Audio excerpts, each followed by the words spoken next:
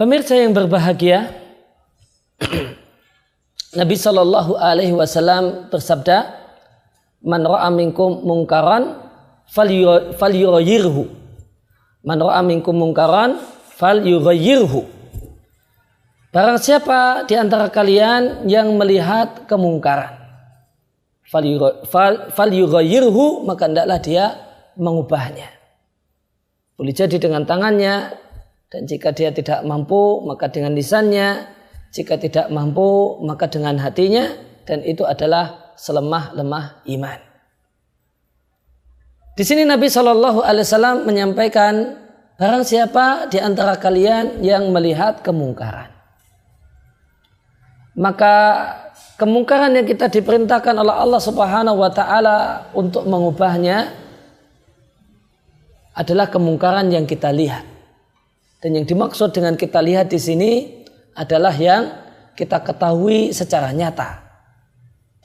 Orang tersebut melakukan kemungkaran.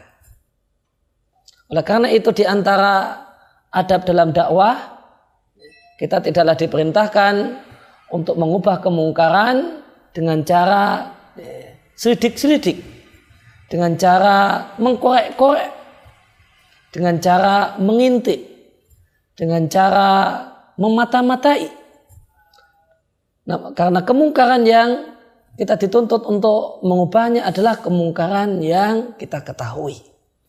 Dan kita mengetahuinya karena pelaku kemungkaran tersebut melakukan kemungkaran secara terang-terangan. Kita tidak diperintahkan untuk melakukan tajasus, memata-matai, mengintip-ngintip, menguping, supaya kita bisa melakukan amar ma'ruf nahi munkar. Maka ini satu adab yang penting berkaitan dengan masalah amar ma'ruf nahi munkar, mengubah kemungkaran, memberikan nasihat kepada orang yang melakukan kesalahan. Ini semua kita lakukan manakala kita mengetahuinya.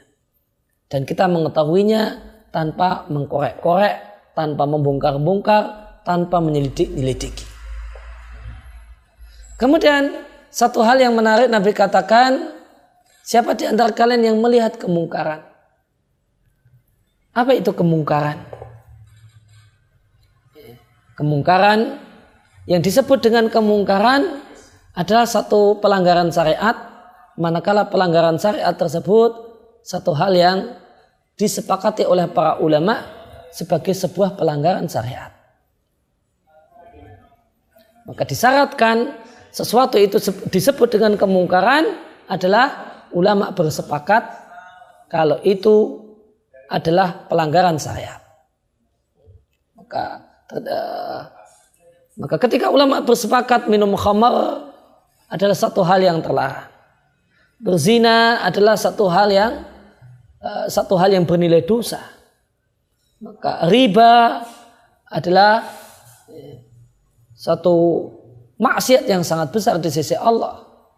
Maka hal-hal semacam inilah yang di sana kita bisa melakukan ingkarul mungkar. Adapun jika satu permasalahan itu diperselisihkan oleh para ulama, maka perlu kita rinci dengan dua rincian. Jika perselisihannya adalah perselisihan yang kuat, semacam perselisihan apakah ketika kita jadi makmum sholat maghrib, apakah kita sebagai makmum membaca Al-Fatihah ataukah tidak, maka ini perselisihan yang kuat di antara para ulama, maka tidak ada di sana ingkarul mungkar, mencela dengan keras orang yang kita nilai melakukan kesalahan. Yang diperkenankan adalah diskusi ringan, diskusi ilmiah, diskusi yang sehat. Kemudian yang kedua, akan tapi jika pelanggaran syariat tersebut atau hal yang diperselisihkan ulama tersebut, perselisihannya adalah perselisihan yang lemah, bukan perselisihan yang kuat. Maka di sana, maka dalam kondisi ini kita boleh memposisikan hal ini sebagai satu hal yang sebagai sebuah kemungkaran yang patut untuk kita tindak. Manakala perselisihan yang ada di antara para ulama dalam masalah ini perselisihan yang lemah. Kenapa perselisihan yang lemah?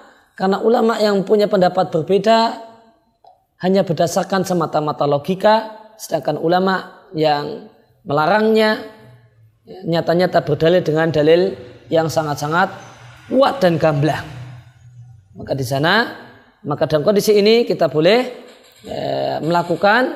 memberikan celaan yang keras jika memang itu tepat dan jika memang dalam kondisi tersebut bisa membuahkan manfaat yang kita harapkan.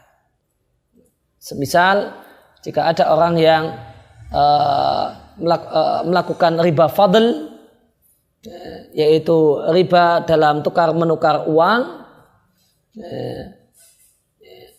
dengan berselisih, atau tukar menukar benda ribawi dengan yang seharusnya tidak boleh berselisih, kemudian ada selisih di dalamnya, maka riba fadl ini sebenarnya ulama berselisih pendapat apakah itu terlarang ataukah tidak. Namun perselisihan dalam masalah ini adalah perselisihan yang lemah. Maka ketika ada orang yang membarter beras 5 kilo yang bagus dengan beras 10 kilo yang jelek, maka kita bisa menegurnya dan mengingatkannya dan menyampaikan kepadanya kalau itu adalah riba yang dilarang oleh Allah Subhanahu wa ta'ala. Karena ini adalah kemungkaran menimbang pendapat ulama yang membolehkan riba fadl adalah tergolong pendapat yang lemah. Maka menimbang hal ini tentang apa itu kemungkaran bisa kita lihat, bisa kita simpulkan tidak akan ada orang yang bisa melakukan ingkarul mungkar dengan tepat kecuali orang yang berilmu. Dia tahu apakah ini kemungkaran ataukah bukan. Inilah pentingnya ilmu dalam berdakwah secara umum dan mengingkari kemungkaran secara khusus.